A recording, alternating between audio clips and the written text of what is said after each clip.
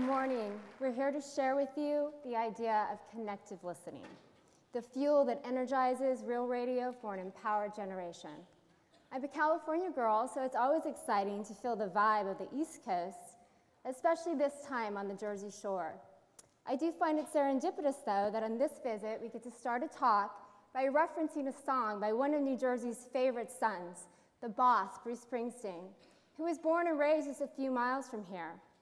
And did you also know there's a museum dedicated to him on this very campus? Ever heard of his Grammy Award-winning song, Radio Nowhere? This is one of those songs that really speaks to us. That's because through our interpretation of the song, we feel his frustration with the current state of radio. A song about apocalypse. All communications are down. There's no real radio to turn to. His home is gone. The live voices, rhythms, and beats he once enjoyed have been silenced and replaced by drones. So he just wants to hop on that mystery train and feel a world with some soul, instead of satellites replacing free access to radio. He wants music with human voices, alive with individuality, authenticity, diversity, music of all genres and styles. On a broader level, it's about the social and musical connections that feel lost with today's mainstream radio.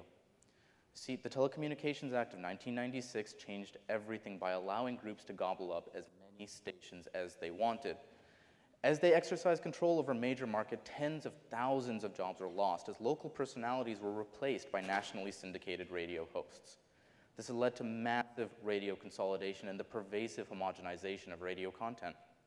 So to help change that status quo, we felt something had to be done to accelerate opportunities and even the playing field for independent radio content creators and emerging music artists so they could get heard and so all of us could have access to the freshest content and more interesting options. The problem is, in its current state, radio lacks optimum integration with social connectivity. So the solution is to harness radio's intrinsic social elements with the latest in streaming technologies and social media to accelerate connectivity between listeners, radio content, and content creators on a global scale. This includes both synchronous and asynchronous access. That's right. So instead of having an isolated listening experience, we can now access an all-in-one, human-powered, integrated social radio experience. This is what gives structure to connective listening. You can imagine connective listening to be like connective tissue, a living, dynamic social fabric linking all of radio's participants in relatable ways, enabling some to get heard, others to be discovered, and all of us an opportunity to find the content that we want to hear from the most obscure and niche genres and topics streaming from around the globe to the most mainstream and trendy found in our own backyards. This allows us to finally shape, share, and influence what's heard on radio. So who is this empowered generation? Well, it includes you TEDsters, because you guys are the ones who are encouraging and supporting these new ideas. But as it has been in the past, it is the younger generation who tends to be the earliest adopter of emerging technologies like connective listening. Today, that is the millennials. And studies have shown, including those done by trade publications such as Inside Music Media, or research done by the University of Southern California, millennials are generally turned off by the present-day commercial, homogenized radio experience and are likely to get bored of these copycat computer algorithm playlist services. Millennials want radio that has global social connectivity and digital access to diverse station types. They want new music discovery of all genres and styles, especially for indie artists. As early generations once experienced with radio, they too want choice, local personalities, and perspectives. They value customizable, personalized content without disruptive ads. They want a listening playground, and that's what a social radio can give them. Yes, and this new radio empowerment thinking has already spread from university campuses just like this one because of college radio.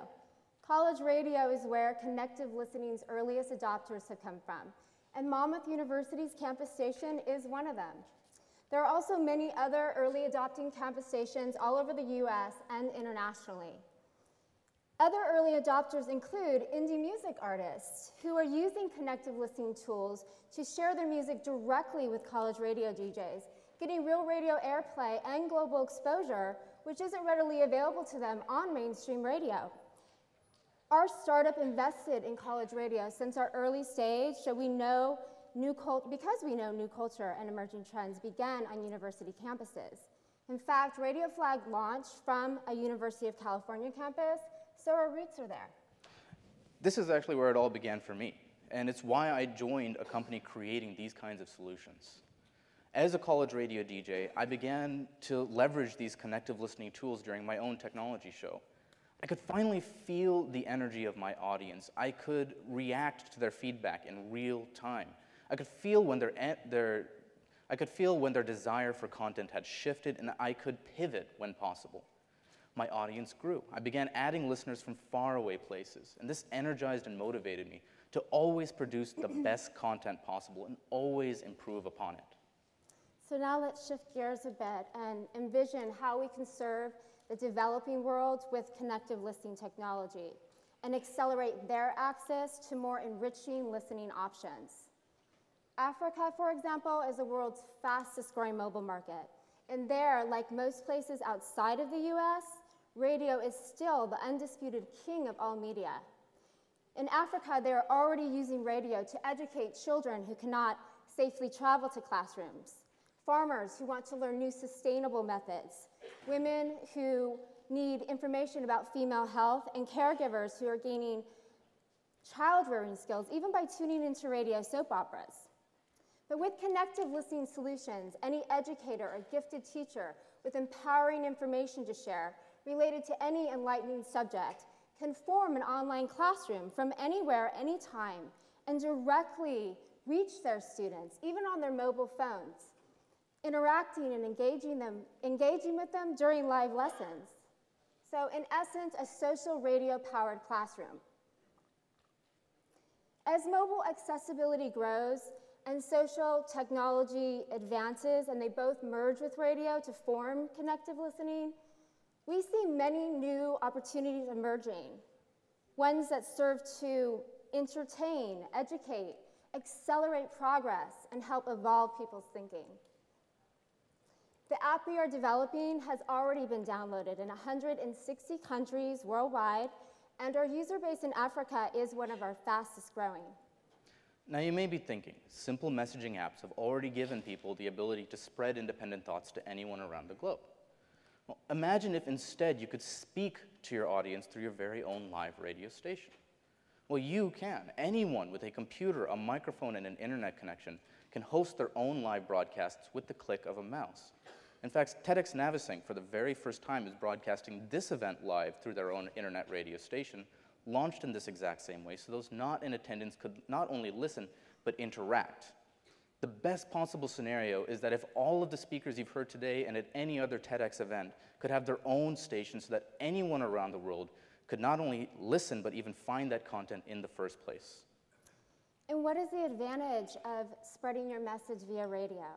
Well, a live voice is most vibrant, especially compared to one-dimensional messaging, because verbal communication, it's more expressive. It engenders more respect and reciprocity, and it draws us in more deeply.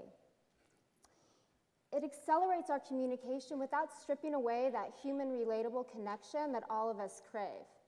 If that wasn't the case, this conference might be called TEDxNavesink Messaging instead of TEDxNavesink Talk. Connecting listening is the mindset required to fill the gaps that traditional radio has yet to address.